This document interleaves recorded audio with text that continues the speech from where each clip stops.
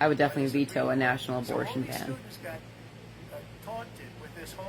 We don't need it. We need better education for our kids. Education doesn't have to include things that are inappropriate for kids those ages.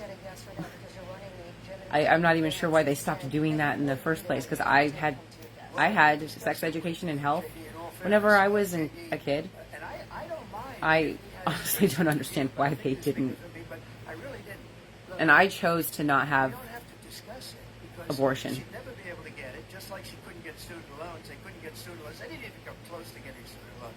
They taunted young people and a lot of other people that had. He kind of went off subject and started talking about student loans. So it doesn't matter what she says about going to Congress. One of the things that is a little, The fact is that for years they wanted to get it out of Congress. And I would have to say, discouraging as far as being a voter goes, as to whether or not I would vote for him. He goes off topic a lot. But I do want to ask you, would you support any restrictions on a woman's right to an abortion? I absolutely support reinstating the protections of Roe v. Wade, and as you rightly mentioned, I don't know if I would support is a woman like carrying a full. pregnancy to term I don't know if I would and support restrictions, but asking for an abortion. That is having, not something that's insulting doctors to women of America. talk with women about, guidelines and stuff like that, and having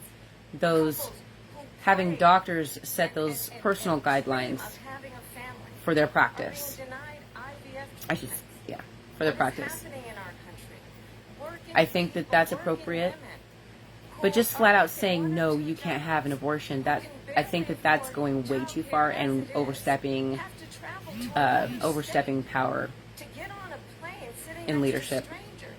To go and get the health care she needs. Barely can afford to do it, and what you are putting her through. Actually, the overturning of Roe v. Wade basically forced cruel and unusual punishment on women, especially those who want to have families. It is cruel and unusual punishment, especially those who nearly died because of the overturning of Roe v. Wade. They couldn't get the health care they needed. It's very sad that happened too. Very sad. Because when you have somebody who is overall fairly healthy, but something happens and then with their pregnancy and they become sick because of their pregnancy, it's no longer a growing life. It becomes more like a parasite or a virus. And it does take a major toll on the body. At least I believe the woman was from Texas. I actually recently watched an interview with her, a follow-up interview, and she can't really have kids anymore. She's scared to try to have kids naturally, so they have to use a surrogate. It's stuff like that we need to avoid. We can do it with education, we can do it with guidelines, but we cannot completely just say you can't have an abortion.